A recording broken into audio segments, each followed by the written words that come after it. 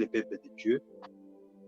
Vraiment, restez bénis tout au long de notre prière, de cette prédication.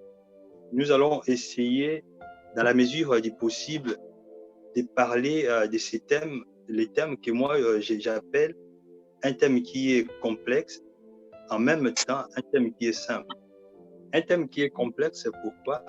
Parce qu'il y a beaucoup d'interprétations, beaucoup d'égarements en ce qui concerne ces thèmes, les thèmes d'enlèvement et du retour de notre Seigneur Jésus-Christ. Amen. Amen. Amen. Oui, sans plus tarder, je vais intituler mon sous-thème de la manière suivante: l'éternité de l'homme ou la nature éternelle de l'homme. Amen. Amen. Oui, pour ne pas répéter d'autres prédicateurs qui sont passés devant moi, ils ont bien abordé les sujets, bien abordé les thèmes, mais les thèmes en question, nous pouvons bien comprendre que l'enlèvement est un événement qui concerne seulement l'Église, le corps du Christ. L'enlèvement ne concerne pas les païens, juste pour répéter. Mais nous allons voir que l'enlèvement et le retour du Christ sont des choses qui sont différentes, mais l'enlèvement inclut aussi le retour du Christ. L'enlèvement inclut le retour du Christ de quelle manière? Parce que la Bible déclare Jésus-Christ reviendra pour prendre son Église, comme nous pouvons le constater dans les livres d'Actes, chapitre 1, verset 9 jusqu'à 11. La Bible déclare pendant que les disciples étaient fixés les regards vers les ciels, voyant Jésus monter, l'ange est apparu pour leur dire: ô homme, la personne que vous regardez, Jésus que vous regardez, que vous voyez monter, de la même manière que vous le voyez monter, de la même manière que vous le verrez descendre, revenir. Pareil dans les livres d'Apocalypse 1:7, où la Bible nous parle: voici, il vient dans les nuées, tout œil le verra, même ceux qui l'ont percé se lamenteront à cause de lui. Amen. Amen. Cela veut dire l'enlèvement, c'est la partie métaphysique du retour du Christ. C'est-à-dire, c'est une partie qui est spirituelle, une partie qui est invisible. Le retour se limitera dans les airs, comme d'autres prédicateurs l'ont bien signifié. Alors, dans cet enlèvement, les gens ne comprennent pas quel est l'impact ou la conséquence de cet enlèvement sur la terre. Imaginez, d'un coup, en un clin d'œil, il y a une disparition brutale des gens, une disparition instantanée d'un chauffeur ou d'un conducteur de train ou d'un aviateur ou pilote qui est chrétien. Quelles seront les conséquences? Et puis, nous pouvons aussi comprendre, il y a aussi les conséquences qui sont d'ordre psychologique ou social. Pourquoi j'ai dit les conséquences psychologiques? Là, ça concerne les prédications qui sont délivrées, des prédications qui sont prêchées concernant précisément l'enlèvement. Tellement que les gens parlent de ces choses d'une manière là, qui n'est pas conforme à la parole de Dieu. Cela génère beaucoup de troubles dans l'Église. Cela enlève la paix. Les gens, au lieu d'attendre l'enlèvement, au lieu d'attendre le retour du Christ, les gens sont paniqués. Les gens prient par peur. Les gens prient par empressement, non parce qu'ils sont enfants de Dieu, non parce qu'ils ont la parole de Dieu en eux, non parce qu'ils attendent calmement le retour du Seigneur, mais parce que les gens ont seulement peur. Les gens ont peur de la fin du monde. Nous avons bien constaté pendant le temps de ces Covid-19, depuis le début de cette année, comment les gens ont interprété ces temps. Il y en a qui ont dit même c'est la fin du monde. Jésus revient bientôt. Oui, Jésus revient bientôt depuis toujours. Mais les problèmes qui se posent, les gens mélangent tout. Les gens mélangent l'enlèvement, mélangent les retours du Christ, mélangent aussi la fin de toutes choses ou la fin du monde.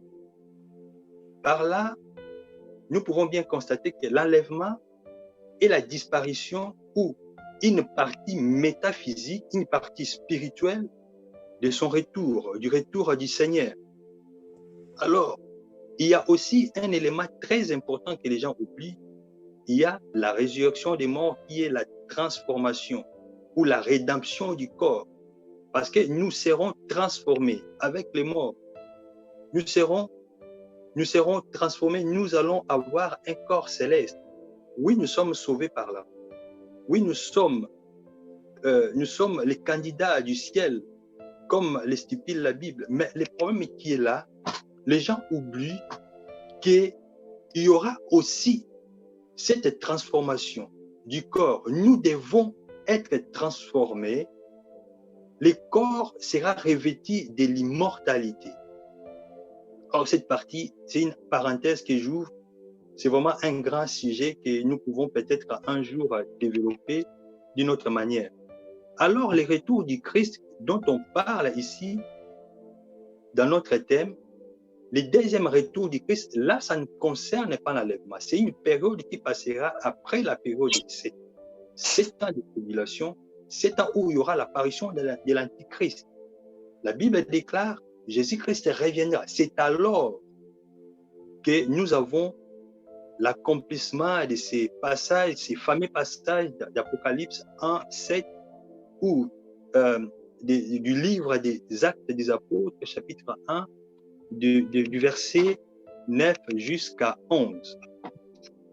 Bien-aimés dans le Seigneur, mais dans ces passages ou dans ces thèmes de l'enlèvement ou du retour du Christ, il y a des théologies qui est dans l'Église, qui divisent l'Église, que beaucoup de gens ignorent.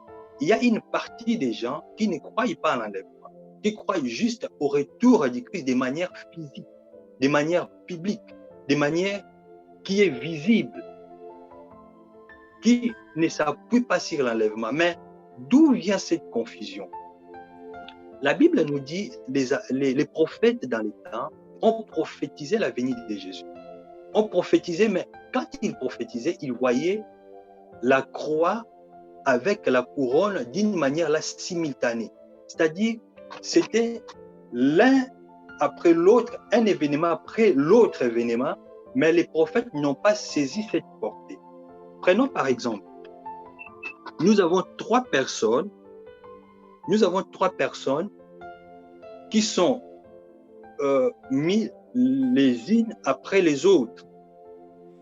La première personne fait, par exemple, un enfant d'un mètre tout court, et puis il y a une autre personne qui est derrière avec 1,50 m. Il y a la troisième personne qui fait 2 mètres. Mais entre ces personnes, il y a un écart, par exemple, de 10 mètres, de 15 mètres, mais on vous met d'une manière là horizontale devant ces gens à une distance donnée, par exemple de 500 mètres, 800 mètres ou d'1 kilomètre. Qu'est-ce que vous allez voir? Vous allez voir comme si les gens sont collés parce que vous les regardez de manière horizontale devant eux. Vous ne tenez pas compte de cet espace qu'il y a ou de cet écart qu'il y a entre toutes ces personnes. C'est pareil avec les prophètes. Les prophètes, quand ils voyaient la croix, ils voyaient en même temps de manière horizontale la gloire du Christ, c'est-à-dire Christ revenir comme roi. Christ revenir comme roi installé dans son règne. Mais or, ils ont oublié entre la croix et le retour du Seigneur comme le roi, il y avait un écart. Cet écart où nous parlons de l'Église, le temps de la grâce. Pareil, cette théologie-là qui consiste à dire qu'il n'y a pas l'enlèvement, il y aura juste l'apparition du Christ, il y a eu juste cette confusion du temps. Mais or, si la personne est élevée ou est amenée à voir la vision d'une manière là panoramique ou d'une manière là verticale, il regarde de haut en bas, il va constater l'écart. ou si on met la personne à regarder les trois personnes de manière là circulaire où il fait la circonférence pour bien regarder, il va voir il y a l'écart entre toutes ces personnes. Mais la personne qui regarde de manière horizontale, la personne, sa vision ou sa vue des choses est biaisée. Donc, il y a l'illusion optique qui fait que la personne voit les gens qui sont collés, les unes après les autres. Mais or, il y a l'écart. Donc, c'est pareil avec cette théologie-là. Mais ici, nous pouvons bien les constater avec l'apôtre Paul qui bien l'explique dans les livres des 1 Thessaloniciens, chapitre 4, à partir du verset 13. Comme d'autres prédicateurs l'ont bien signifié, à partir du verset 13 jusqu'au verset 17. L'apôtre Paul explique comment se passera l'enfer. Au son de la trompette d'un archange, les morts en Christ résisteront premièrement. Et nous serons tous enlevés vers les airs pour rencontrer le Seigneur Jésus-Christ. Alors, il y aura une période de 7 ans qui se passera, que les gens qui n'ont pas cru au Seigneur Jésus-Christ, qui resteront dans la tribulation, et puis nous autres, nous serons dans le tribunal du Christ, où ce n'est pas un tribunal où on juge les gens, où on condamne les gens, non, le tribunal pour récompenser chacun selon ses œuvres. Amen. Alléluia. Amen. Oui, donc je voulais juste Amen. faire ou essayer un peu de signifier cette différence parce qu'il y a beaucoup d'enseignants ou beaucoup de théologiens qui mettent la confusion dans l'Église. Donc cette confusion est due par rapport à leur vision des choses. Mais la Bible les montre très bien, il y aura l'enlèvement, selon le livre des Thessaloniciens par Paul. Amen. Amen. Oui, sans plus tarder, nous allons rentrer dans notre thème ou notre sous-thème qui est la nature éternelle de l'homme ou la nature, l'éternité de l'homme. Bien aimé, peut-être que ça peut vous faire peur. Comment dire que l'homme est éternel? Je vous dirais oui, l'homme est éternel. L'homme est éternel pourquoi? L'homme sort de l'éternité pour l'éternité. L'homme, de par sa vraie nature, l'homme est introduit dans l'état, mais l'existence de l'homme ne commence pas par l'état. Amen. Amen. Dieu créant l'homme, l'homme était dans la pensée éternelle de Dieu. Prenons par exemple, vous avez des maisons, nous avons des voitures, nous avons des villes qui sont là, mais des villes n'étaient pas villes sans pour autant être dans la pensée de l'architecte. Amen. Amen. Non plus des véhicules, non plus des engins que nous voyons, étaient d'abord dans la pensée de l'architecte. Pour continuer, nous allons lire notre texte de base dans le livre d'Ecclésiaste, chapitre 3, verset 11. Quelqu'un peut nous faire la lecture avant de continuer?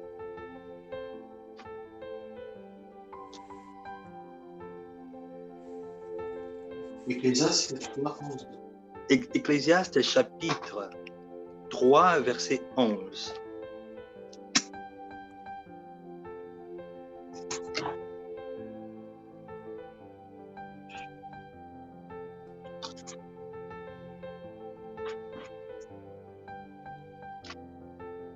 Bonne en son temps. Même, il a mis dans leur cœur, il a mis dans leur cœur la pensée de l'éternité. Bien que l'homme ne puisse pas saisir l'œuvre que Dieu fait du commencement jusqu'à sa fin. Alléluia. Amen. Ici, la Bible nous parle, toute chose que Dieu a fait est bonne. Mais cependant, Dieu en même temps, il a mis dans l'homme la pensée de l'éternité. La pensée de l'éternité qui est dans l'homme, bien que l'homme parfois ne saisit pas la pensée de Dieu. La Bible déclare, même si l'homme ne puisse pas saisir l'œuvre de l'Éternel, l'œuvre de Dieu du commencement à la fin. Ici, nous allons remarquer une chose, ces versets ou ces passages bibliques nous montrent ou nous fait réfléchir sur trois notions. Il y a la première notion qui est la notion du temps, la deuxième notion, la notion de l'éternité, et puis la troisième notion, la notion de la vanité ou de la chair. Si nous pouvons peut-être comprendre le contexte général global de notre chapitre 3, nous allons voir que l'Ecclésiaste ou le prédicateur a beaucoup accentué sur les temps, sur l'éternité et puis sur la vanité, sur la chair, ce qui est passager, ce qui est éphémère.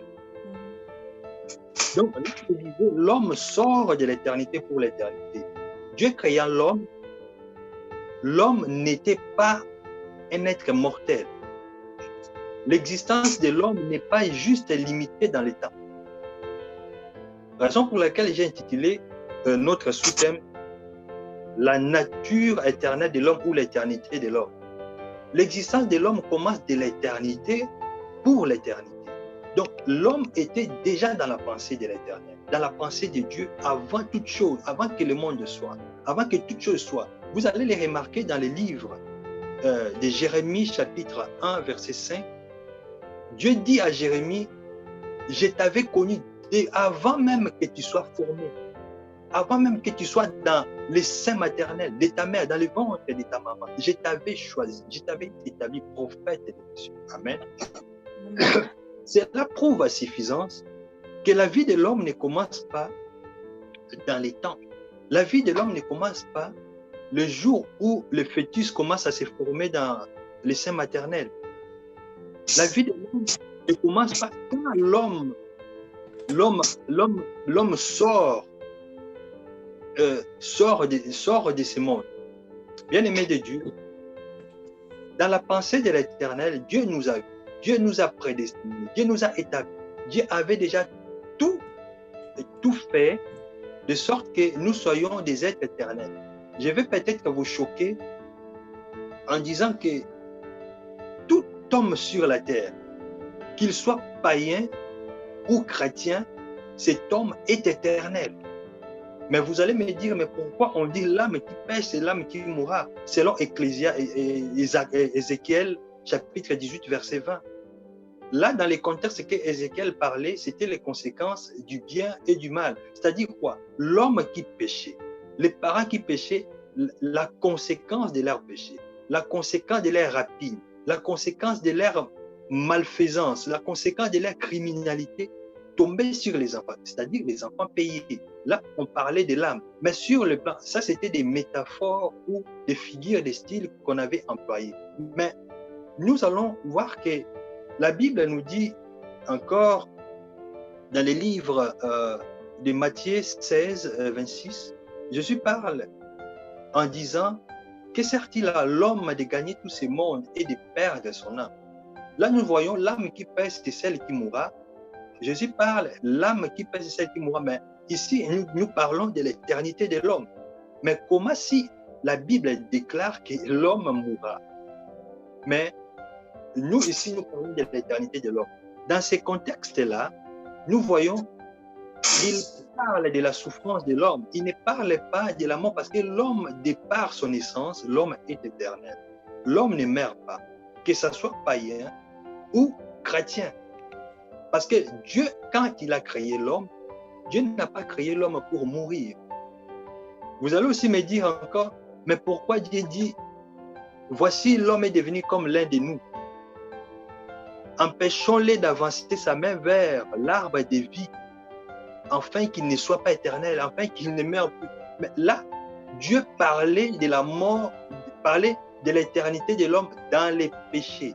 L'homme ne serait pas sauvé si l'homme avait touché l'arbre de la connaissance des biens et de la vie. Là, il avait touché l'arbre de connaissance des biens et du mal. Mais là, dans l'autre cas, l'Éternel nous parle de ne pas toucher l'arbre de la vie. C'est-à-dire, si l'homme avançait sa main, l'homme allait rester éternel dans son corps, mais dans les péchés éternels. L'homme n'aurait pas la possibilité d'être sauvé.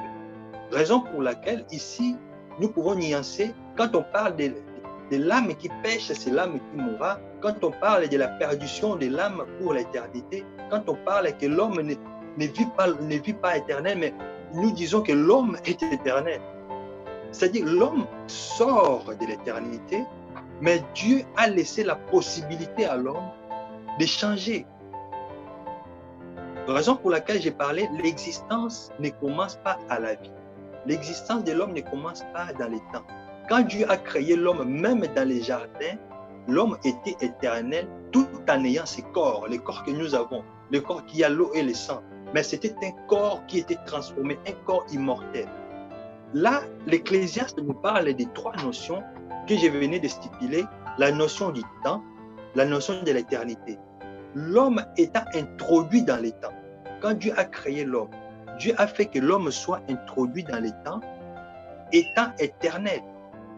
Mais vous allez me dire comment l'homme qui est éternel, l'homme est devenu mort, est devenu mortel. Dieu créant l'homme dans les jardins, l'homme est éternel, mais l'homme était dans une dimension atemporelle. C'est-à-dire quoi? L'homme, le temps ne pesait pas, le temps n'assujettissait pas l'homme. L'homme était introduit dans les temps. En même temps, l'homme n'était pas assujetti par les temps. Amen. L'homme dans le jardin était éternel. Il n'y avait pas la notion du temps dans le sens où l'homme devrait mourir, l'homme devait vieillir. Non. Or, la notion du temps, tout ce qui est assujetti au temps, tout ce qui est sous le temps est appelé à disparaître, est appelé à l'obsolescence, ou soit à périmer. Tout ce qui est assujetti par le temps est appelé à mourir. Raison pour laquelle nous mourrons. Mais pourquoi nous mourrons?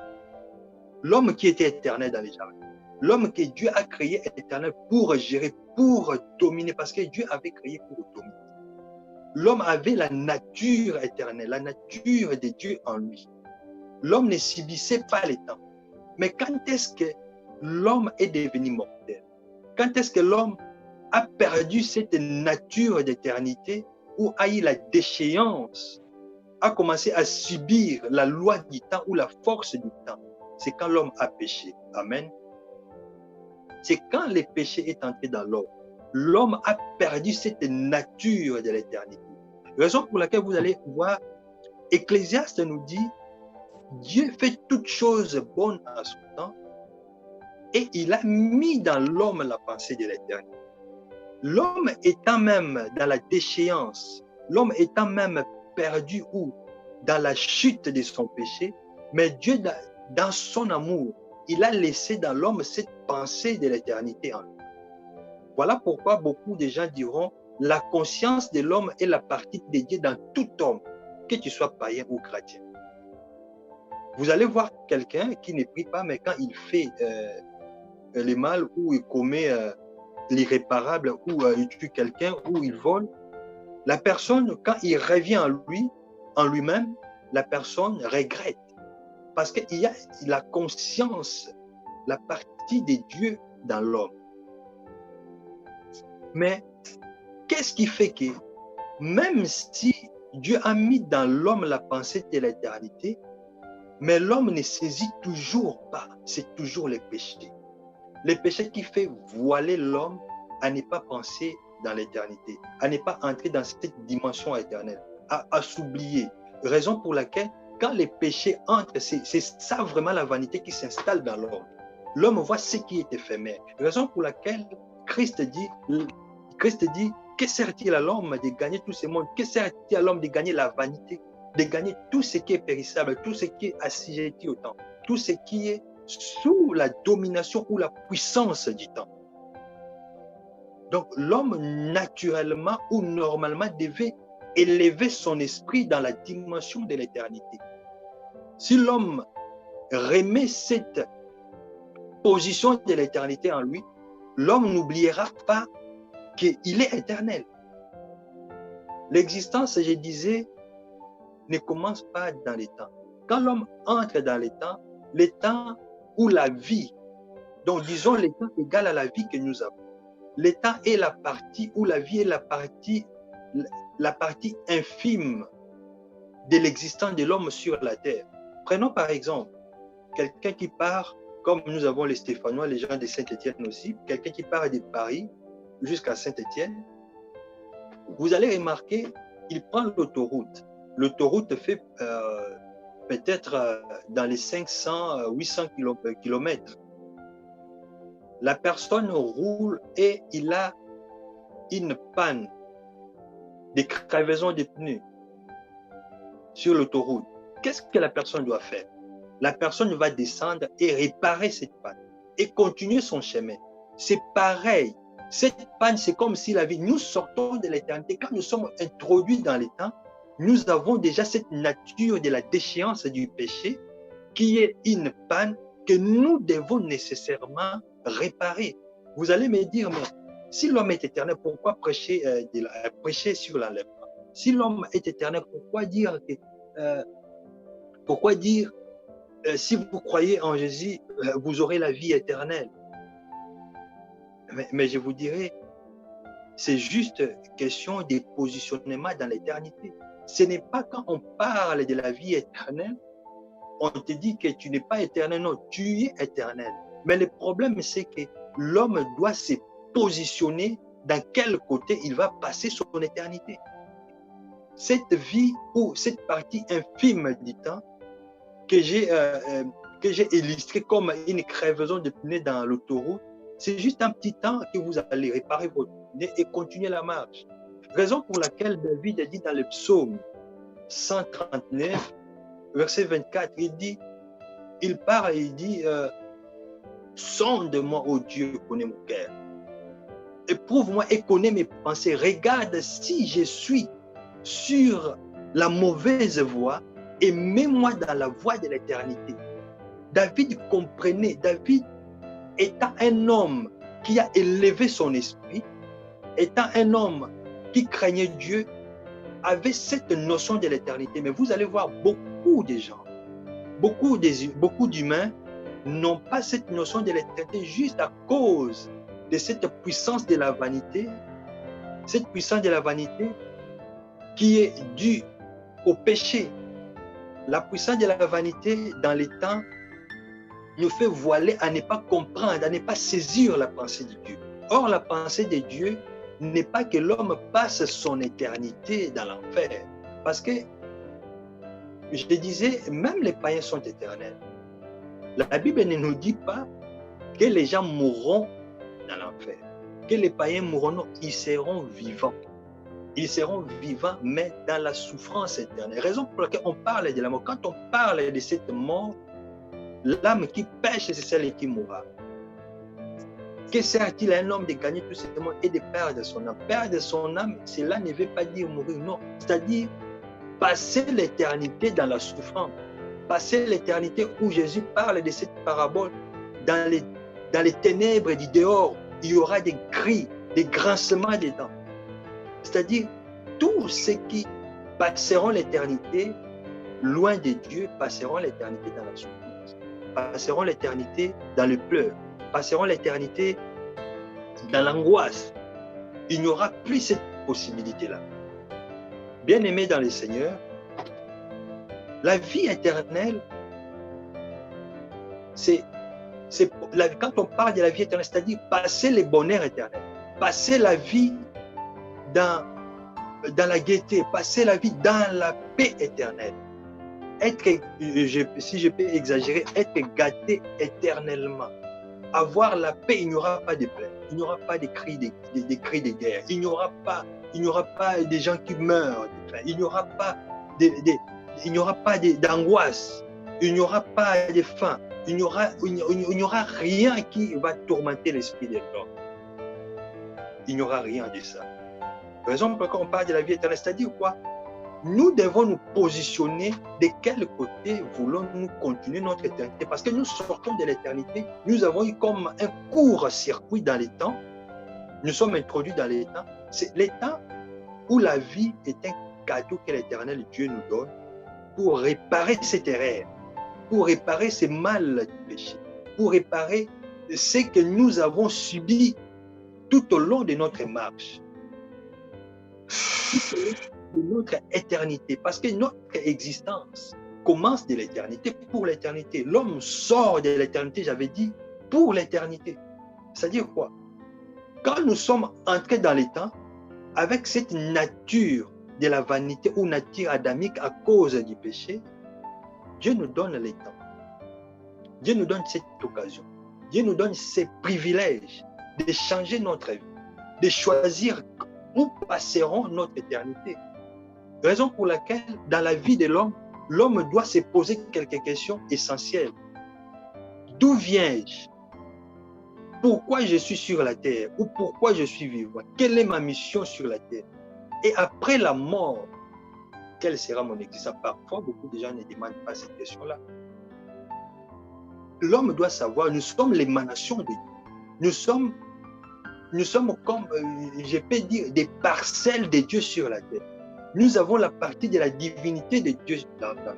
Nous avons cette pensée de l'éternité. Mais malheureusement, cette pensée de l'éternité est voilée par la nature de la vanité, est voilée par cette nature de l'animalité qui conduit l'homme, le péché. Quand on parle de cet esprit voilé, nous pouvons remarquer dans les chemins d'Emmaüs, dans les livres de Luc 24, verset 25, Jésus faisant chemin avec les deux disciples, Cléopas et l'autre que la Bible n'avait pas mentionné, la Bible déclare, ils ont commencé à raconter à Jésus ce qui s'était passé pour lui-même, l'homme de l'événement, sans pour autant les savoir que c'était lui qui cristallisait ces temps-là. Pourquoi? Parce que leur esprit était voilé. Jésus dit dans le livre de Luc 24, 25, il dit, « Ô peuple, dont le cœur est lent à comprendre ce qu'ont dit les prophètes, dont les gens ne comprennent, dont peuple dont le cœur est lourd, le cœur ne saisit pas cette pensée de l'éternité, cette pensée de la vérité. » Pourquoi cette pensée de la vérité ou cette connaissance de la parole? Quand il parle, ce qu'ont dit les prophètes, Jésus voulait juste dire, ils ne saisissent pas l'œuvre de Dieu, ils ne saisissent pas la parole de Dieu. Or, la Bible nous dit, dans les livres de Psaume 130, Psaume 119, verset 130, il parle, il dit, la révélation de ta parole est claire et il donne l'intelligence aux hommes.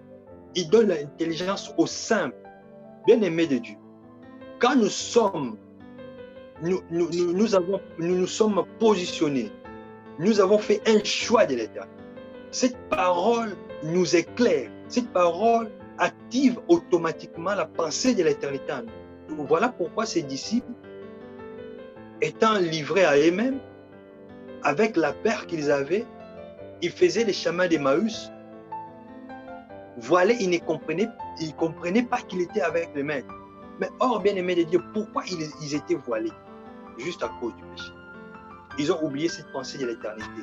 Ecclésiaste nous dit que l'homme ne saisit pas l'œuvre de l'éternel du commencement à la fin. Donc, ils étaient avec plus de 3 ans avec Jésus, mais ils ne comprenaient pas. Ils n'ont rien reçu, ils n'ont rien compris. Leur esprit était toujours voilé.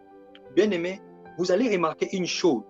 Abraham, ayant reçu la promesse de Dieu, mais la promesse ne s'accomplissait pas. Pourquoi? Abraham marchait avec Lot. La Bible déclare le jour où Abraham se sépara de Lot, Abraham a vécu. Le jour où il s'est séparé avec Lot, la Bible déclare il leva les yeux et il a vu les pays où coulaient les laits et les biens. Or, beaucoup de gens peut-être ne le savent pas, Lot signifie voile. Le nom de Lot signifie voile. C'est-à-dire quoi? Les péchés nous voilent. Cette nature de l'animalité, cette nature du péché, voile l'homme afin de ne pas saisir la pensée de l'éternité que Ecclésiaste nous parle. Si nous avons saisi cette pensée de l'éternité, l'enlèvement est acquis. Amen.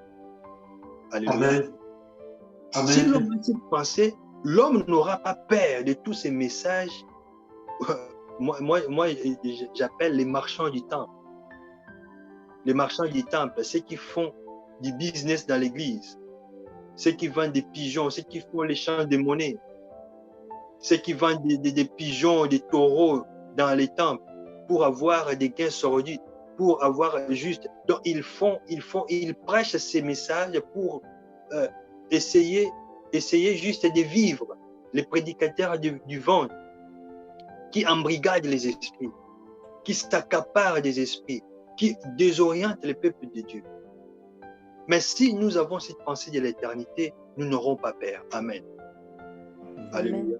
On peut prêcher matin, midi, soir, Jésus, tu n'auras pas peur, tu ne vas pas paniquer parce que tu as cette pensée de l'éternité réhabilitée en toi. Il y aura cette restauration. Mais bien aimé de Dieu, alors si, et seulement si, nous devons aller au ciel, si et seulement si nous devons attendre le retour du Christ, nous l'Église, pour l'enlèvement, pour l'éternité, et que nous disons aussi nous sommes éternels, c'est-à-dire ce message n'a pas de sens. Non, ce message a des sens parce que nous devons nous positionner dans l'éternité.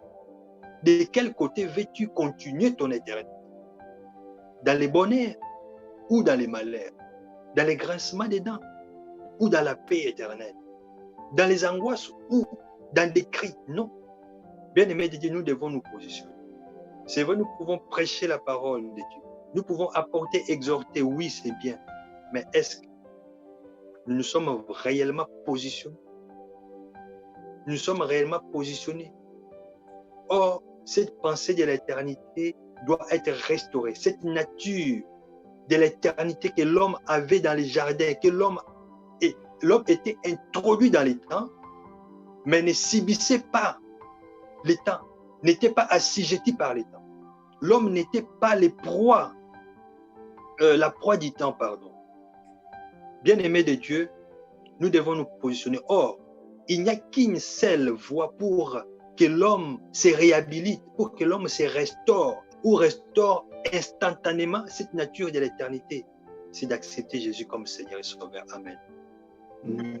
La Bible déclare dans le livre de Jean 17, 3, « Or, la vie éternelle, comme je le disais, la vie éternelle dont on parle, c'est le bonheur éternel, c'est la paix éternelle, c'est la joie éternelle. Cette vie éternelle, c'est qu'ils te connaissent, toi, le seul vrai Dieu, et c'est lui que tu as envoyé, Jésus-Christ. En dehors de lui, tu ne peux pas réhabiliter cette nature. En dehors de Jésus, tu ne peux pas restaurer cette nature. Ton esprit sera toujours voilé. Or, si Jésus est vraiment Seigneur, comme l'apôtre Paul le dit dans le livre de 1 Thessaloniciens, chapitre 4, il dit, si et seulement si nous croyons que Jésus-Christ est ressuscité. Alors il a commencé à dérouler, il a commencé à expliquer ces choses. Il a commencé à expliquer, à décortiquer ces mystères de l'enlèvement de l'Église qui en même temps qui inclut le retour du Christ de manière métaphysique, de manière spirituelle, de manière invisible. Alléluia. Voilà pourquoi nous voyons Moïse faire cette prière dans le livre des Psaumes 90, verset 12. Il dit, apprends-nous à compter nos jours, afin que nous appliquions notre cœur dans la sagesse. Tu ne peux pas voir la sagesse si ton esprit n'est pas réhabilité. Tu seras toujours avec cet esprit de voile qu'avaient les disciples dans le chemin d'Emmaüs, Cléopas et l'autre. Tu auras toujours cet esprit voilé comme Abraham a été toujours voilé, ne pouvait pas voir Canaan parce qu'il marchait avec l'autre. Il faut se séparer de cette nature. Or, il n'y a qu'un seul chemin. Il dit, je suis le chemin, la vie et la vérité. Il n'y a qu'un seul chemin, comme David le dit dans le livre des Psaumes 139, verset 24. Il dit, si je suis sur une mauvaise voie, mets-moi dans la voie de l'éternité. La voie de l'éternité n'est que Jésus-Christ. Amen. Alléluia. Amen. Si tu crois au Seigneur Jésus-Christ, automatiquement, cette nature est réhabilitée. Alléluia. Amen. Cette nature est réhabilitée. Cela ne suffit pas parce que tu vis encore. Tu es éternel.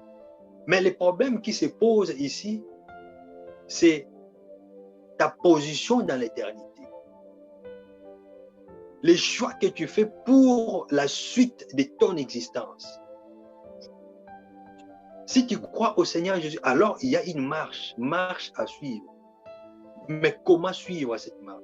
Donc, il faut entretenir alors cette pensée de l'éternité que l'Éternel a déposée selon Ecclésiaste 3:11. Il faut entretenir cette pensée. Dès que cette pensée est voilée, dès que cette pensée est biaisée, l'homme tombe dans la vanité. L'homme tombe dans les pouvoirs du péché. L'homme est assujetti par les temps. Or, nous avons bien dit, les temps, tout ce qui est assujetti, soumis au temps, est appelé à disparaître, est appelé à la dégénérescence, est appelé à mourir.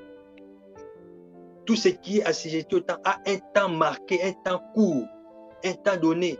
Mais l'existence de l'homme est de l'éternité en éternité.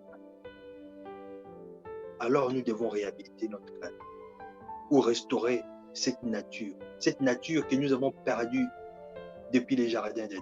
Cette nature que l'homme a perdue à cause du péché. Quand le péché est entré, cette nature de l'éternité est perdue. Cette nature de l'éternité est biaisée. Voilà pourquoi ceux qui ont eu leur esprit élevé, ils ont compris, ils ont dit, ô Seigneur, apprends-nous à compter notre jour, apprends-nous à compter notre temps, afin que nous appliquions notre cœur dans la sagesse. Or, nous avons bien dit dans les psaumes 119, verset 130, il dit, la révélation donne l'intelligence aux hommes. Mais quand tu es élevé, comme nous avons dit dans les débuts de notre prédication, si vous regardez d'une manière là, horizontale, vous n'allez pas percevoir. Vous aurez une vision ou une vue biaisée. Mais si vous regardez de manière verticale, vers le haut, vous prenez de la hauteur et que vous regardez des choses d'une manière là, dans toute sa globalité, vous regardez les choses de manière panoramique, vous allez voir les choses comme il faut. Vous allez comprendre la pensée de Dieu. Vous allez saisir ces messages de la repentance. Vous allez saisir cette nature de l'éternité. Quand cette nature est réhabilitée, il y a alors un chemin à suivre. Amen. Il faut entretenir cette nature. Voilà pourquoi Job nous dit dans les livres de Job 32, verset 8, il dit en réalité dans l'homme c'est l'esprit. L'homme n'est pas la chair que nous voyons. L'homme c'est l'esprit, c'est-à-dire l'esprit ne meurt pas, l'âme ne meurt pas. L'homme est éternel. Mais le corps aussi était éternel, mais dans les temps. Le corps a subi le poids du péché et il a été automatiquement anéanti par lui. Amen. Or, si en réalité dans l'homme c'est l'esprit, l'homme, nous devons élever notre esprit. Amen. Nous devons avoir une dimension supérieure, comme avait Daniel. La Bible déclare qu'il avait un esprit supérieur. Daniel avait un esprit élevé. Nous devons élever notre esprit dans cette nature primaire, dans cette nature que nous avions avant tout, dans notre existence. Là d'où nous venons, cette nature, comme j'avais dit, l'homme doit poser la question, d'où viens-tu? Qu'est-ce que tu fais sur la terre? Quelle est ta mission? Et où vas-tu? Si l'homme arrive à répondre à ces questions, l'homme comprend sa nature de l'éternité. Or, nous sommes l'émanation de Dieu. La Bible déclare dans les livres de Genèse, Dieu dit, créons l'homme à notre image selon notre ressemblance. Image de Dieu, c'est ce que tu es, ce corps-là, cette image. Dieu est comme toi. Amen. Sa ressemblance, tu as cette nature éternelle en toi. Cette nature est immortelle. Le corps doit avoir l'immortalité. L'immortalité des corps. Si le corps n'était pas important, la Bible n'aurait pas stipulé que les morts seront transformés. Que nous n'allons... Si c'était inutile que le corps devait pourrir pour l'éternité, bien aimé, il n'y aurait pas la transformation du corps. Moi, je peux dire, vous allez me le permettre, de dire, nous allons revêtir un corps naturo-céleste. Amen. Alléluia. Amen. revêtir ces corps. Parce que quand le Christ, notre Seigneur, est ressuscité, la Bible déclare qu'il avait ses corps, mais un corps transformé, un corps qui pouvait transpercer les murs, un corps qui pouvait passer de l'autre côté, un corps qui ne connaissait pas le temps, qui était atemporel, qui était au-delà du temps, qui était dans les temps, mais les temps n'avaient aucun pouvoir sur lui. Amen. Voilà pourquoi j'ai dit un corps naturo-céleste, un corps céleste, parce qu'il y a un mystère que l'Église oublie, le mystère de la rédemption du corps. Si le corps n'était pas important, la Bible et l'Apocalypse n'auraient pas stipulé que les morts vont rendre ceux qui sont dans... La mer va rendre ce qu'il avait englouti, le feu va rendre ce qu'il avait calciné. Ceux qui sont morts, ceux qui sont déchiquetés dans les trains, ceux qui se sont jetés dans les trains, qui sont déchiquetés, découpés en morceaux. La Bible déclare tous ces mondes-là reviendront à la vie. Amen. C'est-à-dire le corps est important, mais nous devons juste élever notre esprit. Si nous élevons notre esprit dans cette dimension de l'éternité, nous allons avoir l'autorité sur ces corps, sur la vanité. Nous allons avoir l'autorité sur les temps. Les temps ne pourra pas nous faire quelque chose. Amen. Amen. Amen. Je regarde en même temps les temps. Oui, bien-aimés de Dieu, nous devons élever notre esprit dans la dimension spirituelle. La Bible déclare dans les livres, c'est vrai, il y a un seul passage, une seule voie. Accepter Jésus comme Seigneur et Sauveur. Il faut accepter le Seigneur comme son maître, comme son sauveur, comme son Seigneur pour réhabiliter, pour restaurer cette nature de manière automatique. Mais alors, je disais, il faut marcher. Mais tu ne peux pas marcher. Tu ne peux pas marcher avec cette pensée de l'éternité, tout en étant toujours, tout en faisant toujours les rétrogrades, tout en chutant toujours, tout en ayant toujours ton corps ou ton esprit dominé et voilé par les péchés. Il n'y a qu'un seul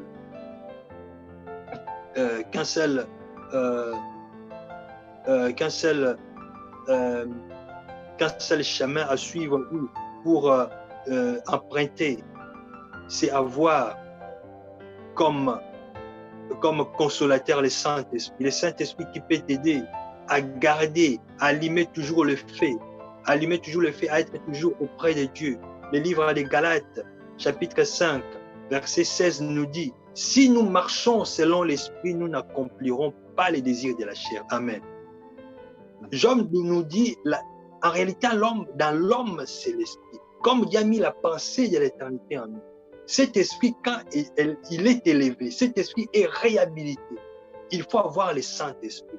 Quand le Saint-Esprit vient, quand le Saint-Esprit sera en toi, quand cette nature éternelle sera réhabilitée, tu n'accompliras pas les désirs de la chair. Voilà pourquoi tu n'auras pas peur de tous ces messages qui est prêché par-ci, par-là. Les messages de la peur. On te fait peur. Tu ne sais même plus quoi faire. Mais quand tu as le Saint-Esprit, tu auras la paix. Jésus dit que votre cœur ne se trouble point. Ayez la paix quand tu as cette nature réhabilitée. Quand tu as le Saint-Esprit, tu marcheras selon les désirs de l'esprit et non les désirs de la chair. Quand tu marches selon les désirs de l'esprit, tu n'as pas peur de l'enlèvement. L'enlèvement, plutôt, va faire que tu dors tranquille. Amen. Quand tu as cette nature réhabilitée, tu n'as pas peur. Parce que ce n'est pas par tes propres efforts que tu rentreras dans le royaume des cieux.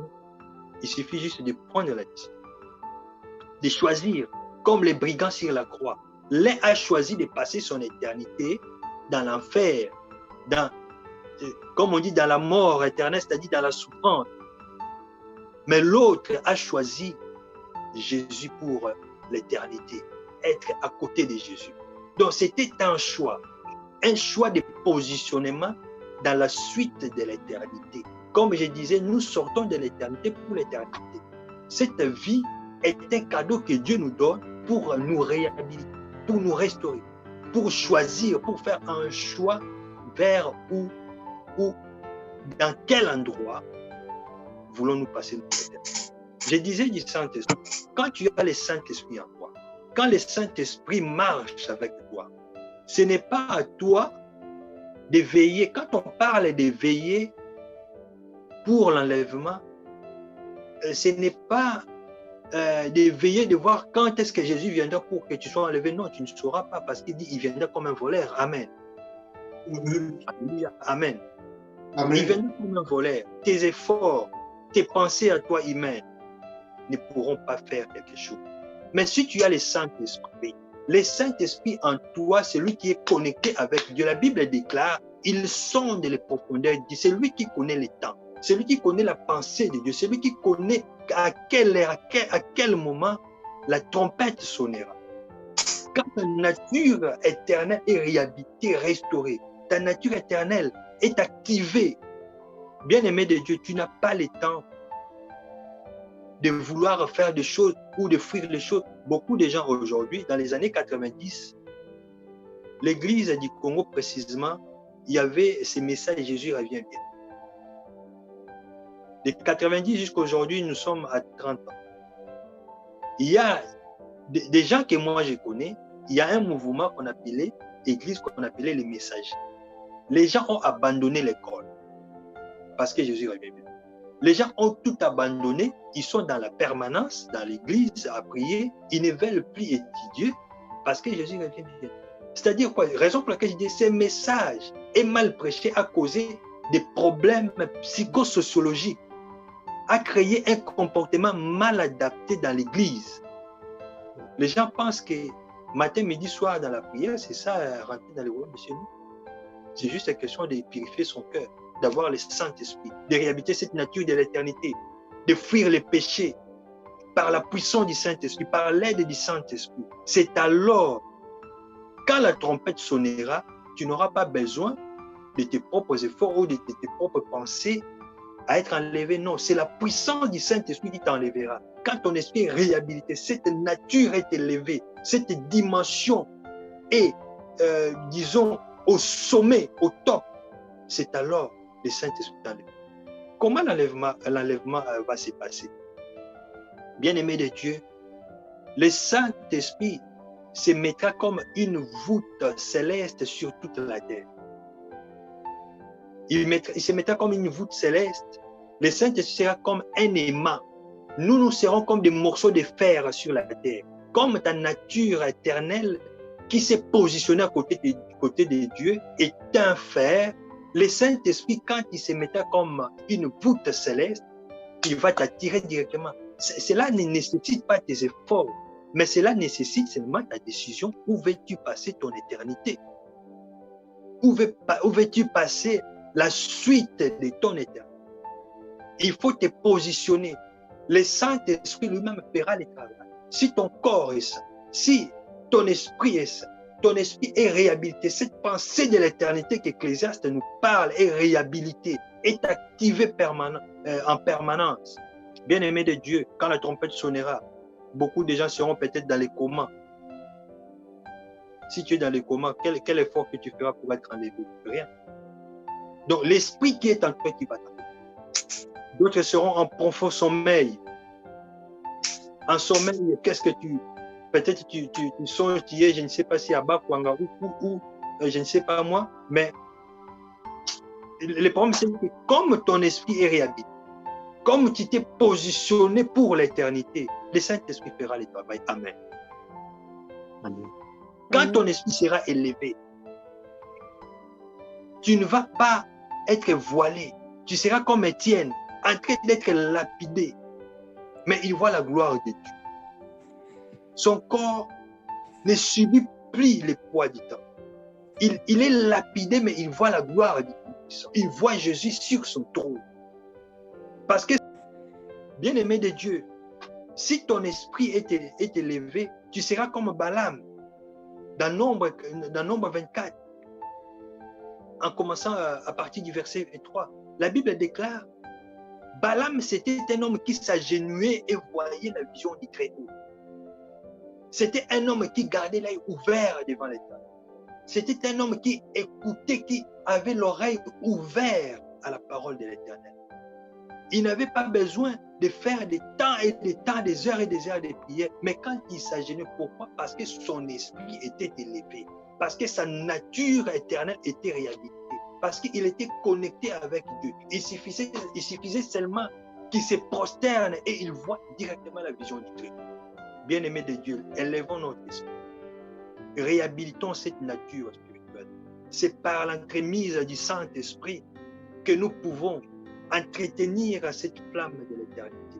C'est par le Saint-Esprit que nous allons vivre en paix. C'est par le Saint-Esprit que tu n'auras pas peur. Tu n'auras pas peur de toute prédication d'angoisse, de cette agitation que l'Église est agitée. Les gens ont abandonné le travail. Les gens ont abandonné de vivre parce que bientôt nous serons dans le ciel. Non, la vie est un cadeau. Il faut vivre ta vie calmement quand tu sais que ton esprit est réhabilité. Quand tu sais que ta nature éternelle est réhabilitée. Là, l'enlèvement sera quelque chose qui te mettra à l'aise. Ça ne va pas te faire peur. Tu vas travailler, tu vas vivre ta vie calmement, normalement, parce que tu le sais bien que tu es pour un temps. Comme je disais, le temps est l'infime partie de l'existence de l'homme. Si on peut compter une distance, par exemple, de 500 000 km, croyez-moi, la vie peut-être est, sa distance est peut-être d'1 centimètre, si je peux peut-être donner plus, de 10 mètres. Donc, profitons de la vie pour nous positionner devant Dieu. Profitons de la vie pour nous positionner devant Dieu. Que nous puissions apporter ces messages de l'éternité à nos frères qui ont biaisé leur pensée de l'éternité à cause de la vanité, à cause de ce qui est éphémère. À cause de ce qui est éphémère, beaucoup d'églises sont ouvertes juste pour le matériel, juste pour l'argent. Tu veux juste prêcher pour avoir quelque chose. Non. Quand ton esprit de l'éternité sera élevé, toute la vanité tombera d'elle. Amen. Amen. La chair n'aura pas le dessus sur toi. Cette pensée de l'éternité va élever ton esprit dans une dimension spirituelle, dans une dimension primaire, dans une dimension que l'éternel Dieu a créé l'homme. L'homme était dans les temps éternels. Amen. Amen. L'homme est introduit dans le jardin d'Éden, mais ne subissait pas les poids du temps. Parce qu'il avait cette nature. L'homme pouvait causer avec Dieu. L'homme pouvait parler à tout moment avec Dieu. Chaque soir, selon ce que la Bible nous rapporte, l'homme parlait avec Dieu. Mais aujourd'hui, pour que tu parles avec Dieu, il faut faire peut-être des jours et des jours de prière. Mais Dieu nous parle par sa nature. La nature est un langage éloquent de Dieu. Alléluia. Amen. Regardons ce que Dieu a fait. Nous allons saisir sa pensée. Regardons ce que Dieu a créé, les ciels, la terre, l'humanité, l'univers, les eaux. Nous allons voir que Dieu a fait toutes choses bonnes pour nous enseigner, pour que notre nature éternelle soit activée.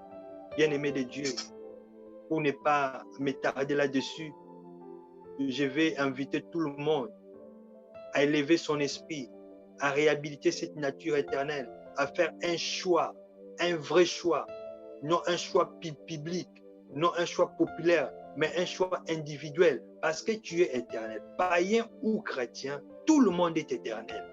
Mais où passera ton éternité? À côté de Dieu ou avec le diable? Parce que l'enfer a été créé pour lui, a été fait pour lui. Tu veux passer la suite de ton éternité avec le diable? Tu as le choix. Parce que nous sommes éternels. Parce que notre existence est éternelle. Nous sortons de l'éternité pour l'éternité. La vie de l'homme commence de l'éternité pour l'éternité. Nous étions déjà dans sa pensée. Comme toutes ces villes que nous voyons étaient déjà dans la pensée de l'architecte. L'architecte voyait, il a fait les maquettes, toutes les maquettes possibles qu'ils ont fait. Après, ils ont réalisé la chose. C'est comme ça que nous étions avec Dieu dans l'éternité. Nous sommes que la réalisation de Dieu dans les temps. Dieu nous a introduits dans les temps. Le temps, la vie, est un cadeau, je peux dire, suprême que Dieu nous donne. Un cadeau qu'on ne peut pas négliger pour nous positionner comme les brigands sur la croix, comme Marie et Marthe. La Bible déclare, Marthe s'est prégnée, Seigneur, pourquoi Marie ne s'occupe pas du travail que j'ai fait? L'Éternel, notre Jésus, a dit, Marie a choisi la bonne part, la part qui ne lui sera jamais faite. C'est un choix. Où veux-tu passer ton éternité? C'est-à-dire, où veux continuer ton éternité? Dans les bonheurs, dans les grincements des dents, dans le pleur, dans le malheur, dans l'angoisse. Bien-aimés de Dieu, je nous invite à lever notre esprit. Quand nous allons lever notre esprit, nous serons comme Balaam, l'homme qui s'agenouillait, voyait les visions du Très-Haut, l'homme qui gardait l'œil ouvert devant Dieu, l'homme qui avait l'oreille ouverte à la parole de Dieu, l'homme qui gardait son cœur pur devant Dieu. Tu seras alors comme Étienne, en train d'être lapidé, de grosses pierres sur sa tête, sur son corps. Mourant, mais il proclame la gloire de Dieu. Amen. Amen. Bien-aimé de Dieu, l'ami par excellence que nous pouvons avoir pour nous faire réhabiliter, pour nous accompagner dans l'entretien de cette vie éternelle, ce n'est que le Saint-Esprit. Invitons le Saint-Esprit dans notre vie. Quand nous allons marcher selon l'Esprit, nous n'allons jamais accomplir les œuvres de la chair. C'est alors le temps n'aura pas l'impact sur nos vies. Le temps ne va pas nous assujettir. Le pouvoir du péché ne va pas nous dominer. Amen. Amen. Oui, bien-aimés de Dieu, que le Seigneur nous bénisse. C'est alors quand l'enlèvement sera déclenché ou quand la trompette sonnera, tu n'auras pas peur parce que ta nature a été déjà réhabilitée. Tu as déjà fait un choix pour l'éternité. Le Saint-Esprit en toi, il est comme un aimant, comme j'ai venu de le dire. Il va juste t'attirer vers les ciels. Amen. Amen. Que le Seigneur nous bénisse. Shalom, shalom, shalom. Amen.